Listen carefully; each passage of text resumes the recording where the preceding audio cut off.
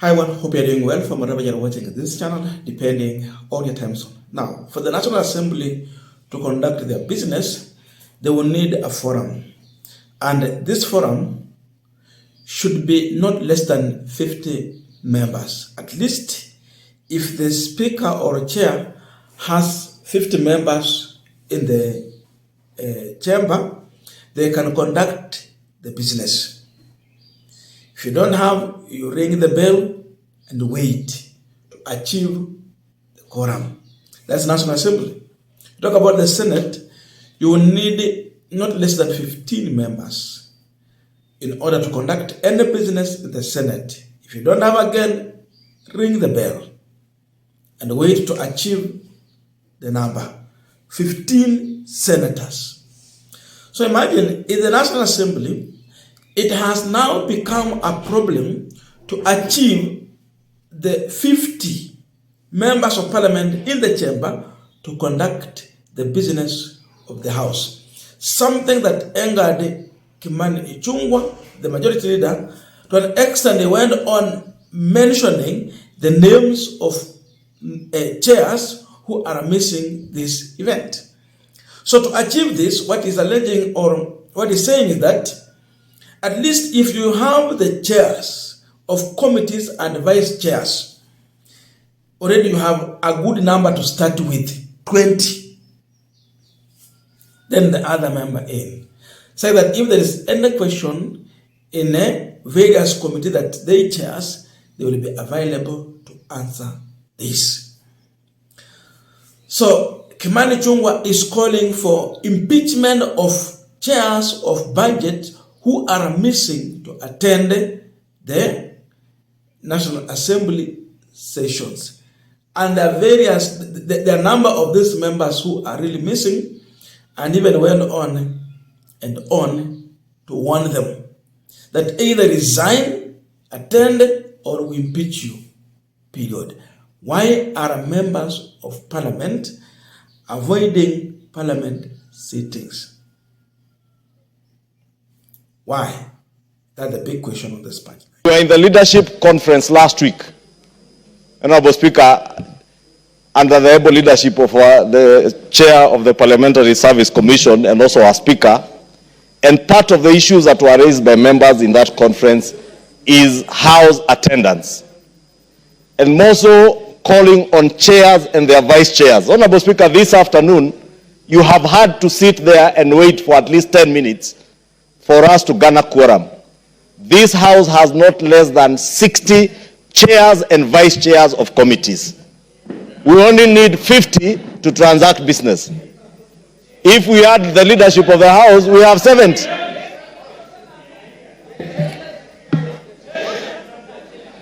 Honorable Speaker, I counted the chairs who are in the House at the time you asked for the quorum bell to be rung. Only 5 chairs of committees were seated in the House, and about 7 vice chairs. Where were the other 43, Honorable Chair? I want to say, Honorable Chair, Honorable Speaker, I wanted to ask that you remind these chairs and their vice chairs, Honorable Speaker. As we said in Naivasha, we have only another 4 weeks to go for a long recess. But these are the 4 weeks of reckoning. If you are a chair of a committee, you must be in the House at 2:30. If you are a vice chair, you must be in the House at 2:30.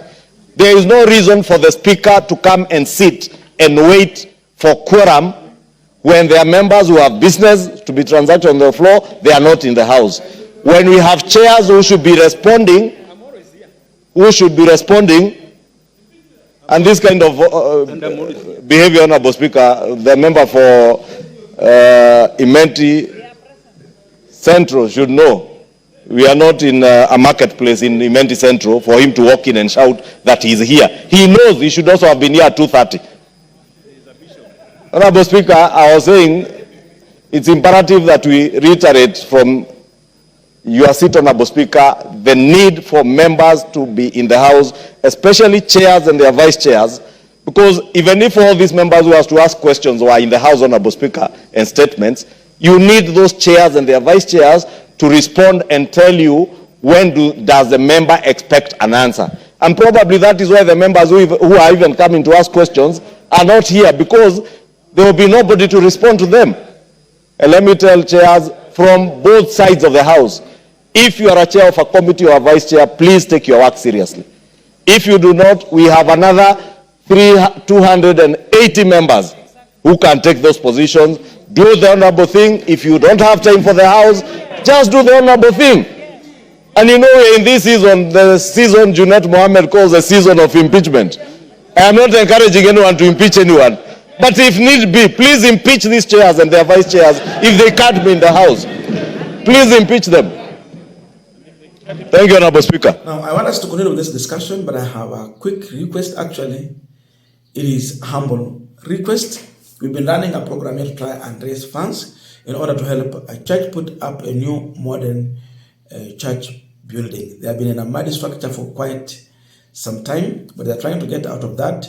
So they started a new church building, and they reached somewhere, even before they fixed the beams, they got stuck. They have been unable to do this. So I personally went there to help them fix the beams. Now the window is well fixed. And I also went on one more step to get them 150 frames in order for them to deal with the issue of roofing. The problem is now the iron sheets. That's where now they are stuck. And by the way, my grandmother is a member of this church. She's 88 years. So she asked me, umejaribu lakini tumekwama hapa. So uongee na marafiki wako watusaidie. So I told her, okay, you come and speak to them. They are good people. If they're in a position to help, I'm sure they will do so. So she's here requesting for your support in order for them to purchase the iron sheet. They will need 75 iron sheets in order to roof this church. Hi guys, now today I'm here with my grandmother, and I have been visiting their church. She has been really requesting me to try and help so that they can finish the construction of this church. Kuna vile wamekwama. So leo nikasema nitakuja nimwambia ongea na nyinyi ili na nyinyi pia msikie kama mnaweza guzwa pia mwasaidie ili waweze kuweka roofing kwa hii kanisa.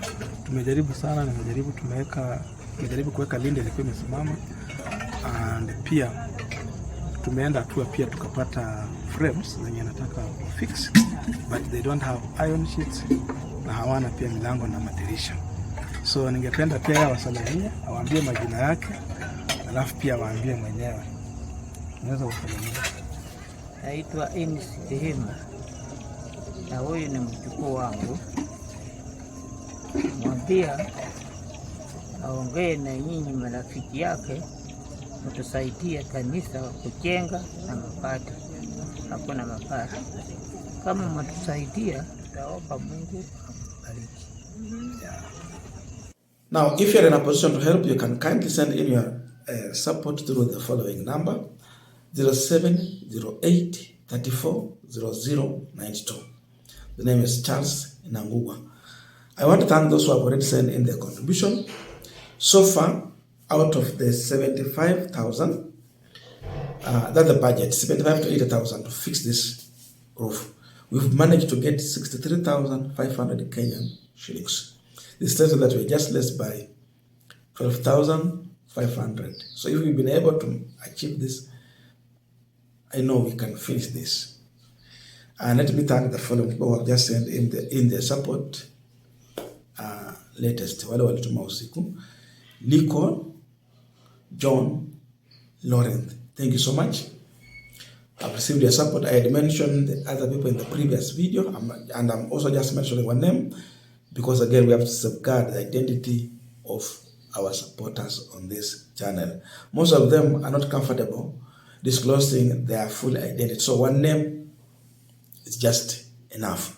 Thank you so much. Let us keep on doing this. We'll be running this program up to 10th. That means we have just 3 days to close this program, and whatever we'll get here, we'll go to the hardware, purchase the iron sheets, and bring back the details to you. Now back to our discussion. Kimani Ichung'wah went on to mention the names of some members. For example, Githunguri MP, Gathoni wa Mchomba, was mentioned. Embakasi North MP, Gakuyo, was mentioned. Johana Ngeno was mentioned. Vincent Musyoka, Wanjiku, not Wanjiku, Nimrod Mbaya was also mentioned.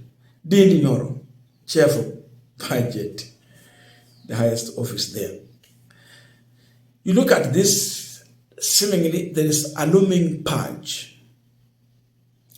And these people were not just mentioned,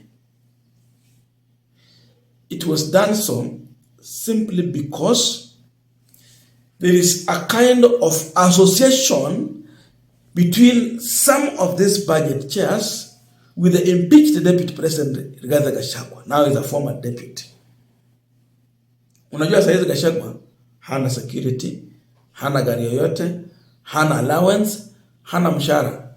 Lakini mtu kama Kalonzo ako na security, ako na allowances, ako na mshahara, ako na staff. He was not impeached, he served, akaenda. Huyu hana chochote. So kuna wale wabunge ambao they are closely sympathizing with Gachagua. Those are the people that Kimani Ichung'wah is targeting. So Ichung'wah is not just speaking his own words.